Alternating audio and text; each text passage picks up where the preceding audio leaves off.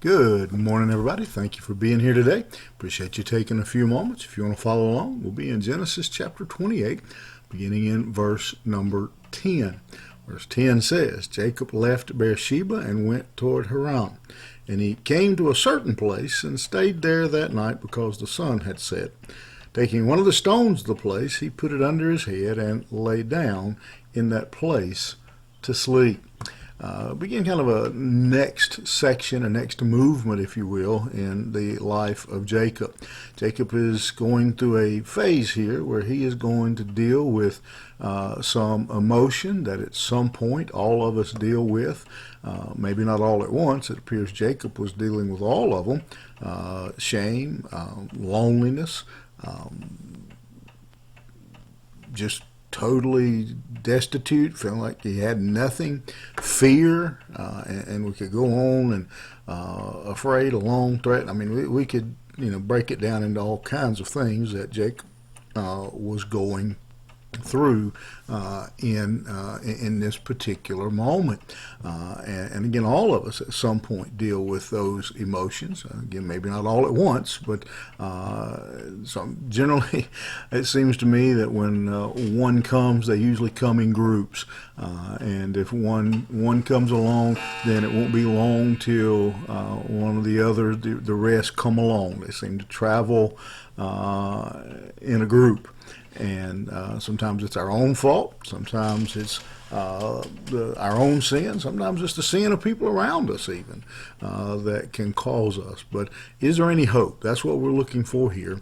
Is there any hope when we find ourselves in this kind of predicament? And in Jacob's case, you say this, he was there because of his own sin, because of the things that he had done. His own behavior had put him there. Yet we know that even though the dilemma was of his own making, that our God is a good God. He is a forgiving God, a merciful God, and there is hope for Jacob's restoration and Jacob's healing. Just to remind you of the situation, he's been forced to leave home out of fear, out of shame, literally running for his life in this situation. By now, he would be about pushing 80, somewhere in that range, and he has just now stolen his father's blessing from Esau with his lies and his deception, and now Esau wants him dead. Esau has every intention to kill him. I'm not saying killing's right, but I'm saying I think most of us can sympathize with Esau's his thoughts, and so Jacob is scared, so he runs. He takes off. He's so afraid again that he leaves home, runs to the far corners wherever he could go. Every noise, every twig that broke, every time the wind blew, he jumped. He didn't just leave home; he ran away from home.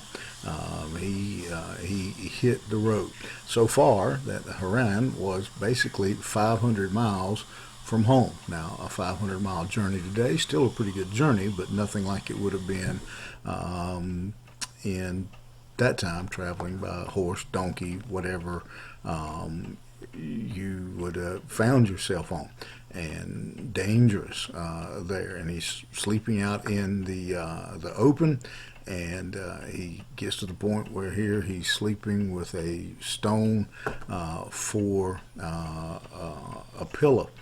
Stays again out in the wilderness. He's no doubt, I hope anyway, that he's feeling a little bit of shame for what he had done, and so he lays down here that night to go to sleep, all alone, just to his thoughts, just his just what was going on in his mind. We have no record that Jacob had ever been gone from home before, and he's 77 years old. And so, he's never been gone from mama. And now he's sleeping out in the wilderness with his head on a rock. And most of us probably won't go through anything quite like Jacob went through, maybe not the depths of the emotion that he was going through. We probably won't be in because of the kind of thing that probably we're not going to be guilty of stealing our brother's blessing, since we don't really do that anymore. But Jacob was in a mess. He was in a real mess. He put himself there. And is there any help? Is there anything, anywhere Jacob can turn for comfort? Is there anywhere he can turn for help? That's the question we have coming up before us. You may feel like Jacob. You may feel like, I don't know what I'm going to do, which way I'm going to turn. I want you to know I'm going to get ahead of myself. We're going to find out there is help for those who are in despair. Have a good day. We'll see you here tomorrow morning.